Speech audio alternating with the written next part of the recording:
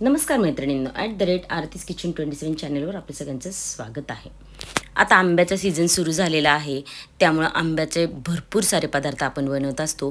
तर ही अगदी सिंपल फक्त 3 वस्तूंपासून बनवलेली आंबा बर्फी तुम्ही नक्की ट्राय करून पहा.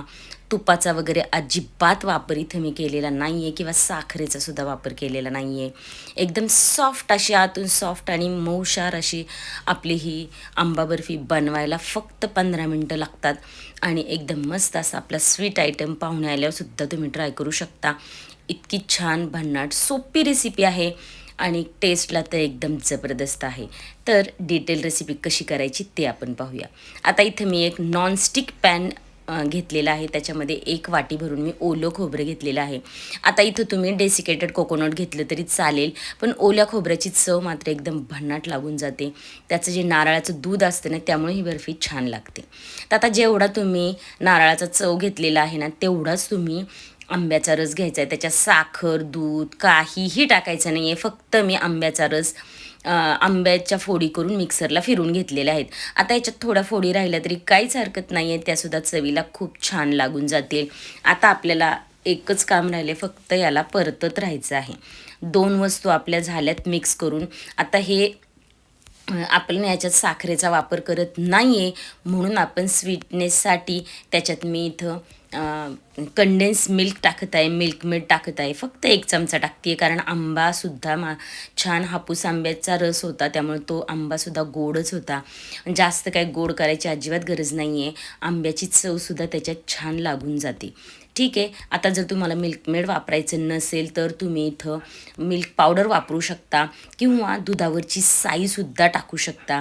पण मिल्कमेडनी काय होईल, आपल्याला साखरेचा सुद्धा वापर करायला लागणार नाही आणि खाव्याची टेस्ट त्याच्यात येऊन जाईल.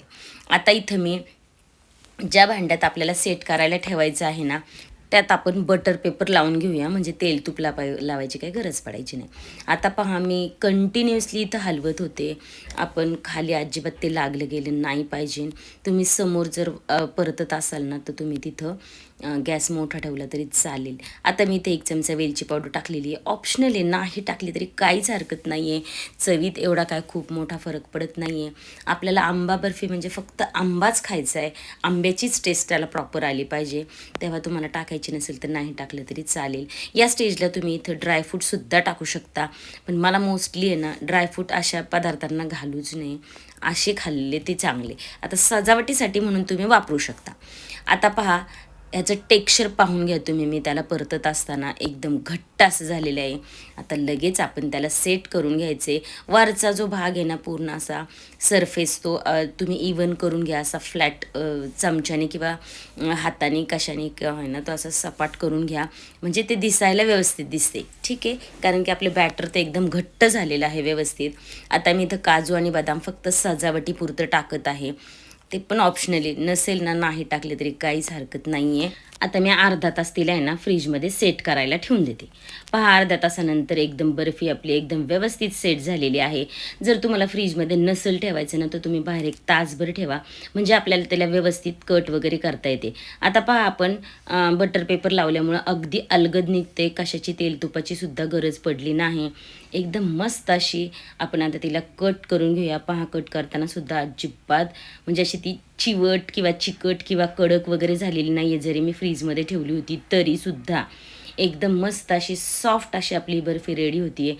तुम्ही रक्षाबंधनसाठी किंवा पाहुणे येणार असेल ना, तर ही डिश नक्की ट्राय करून पहा. पहा, आतूनसुद्धा तिचं टेक्स्चर एकदम सॉफ्ट असं झालेलं आहे आणि बाहेरूनसुद्धा इतकं मस्त झालेलं आहे ना, याला खरं सांगते ड्रायफ्रूटची किंवा वेलचीची सुद्धा अजिबात गरज नसते. एकदम मऊसूत अशी आपली ही बर्फी झालेली आहे.